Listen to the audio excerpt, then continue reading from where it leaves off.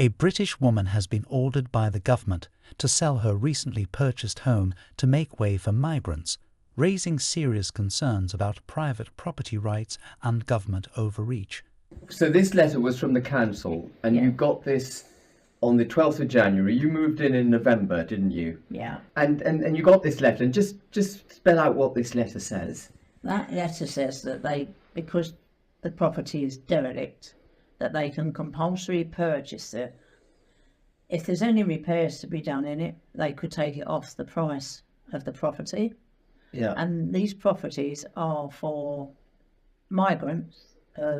It's what they want these houses for. Extraordinary, isn't it? And how did you feel when you got a letter? You've moved into your new wonderful home, you settle down, law-abiding citizens, and you get a compulsory purchase order from the council accusing you of occupying a derelict home.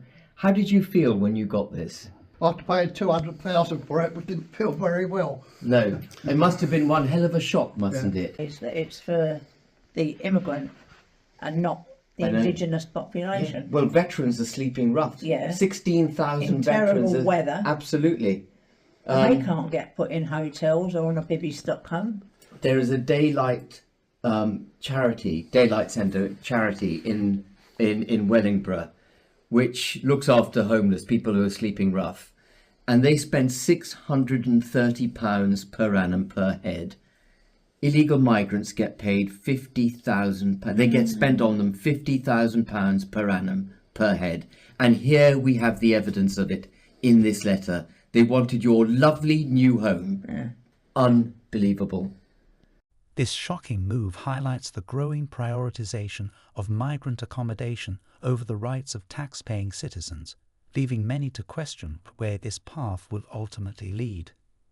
The forced displacement of law-abiding citizens to accommodate migrants is nothing short of a national disgrace.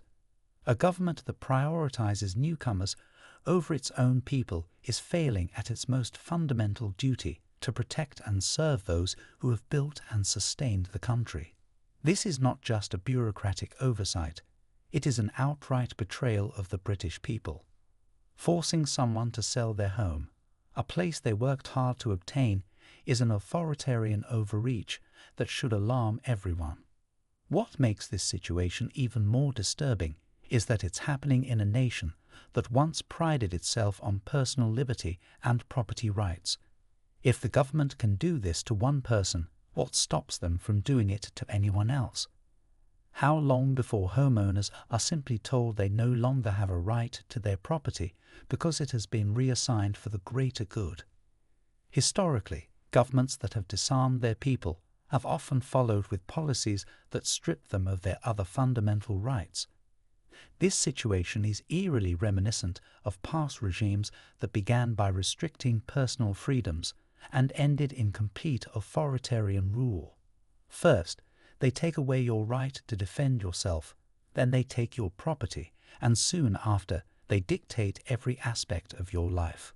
This is not a conspiracy, it is history repeating itself.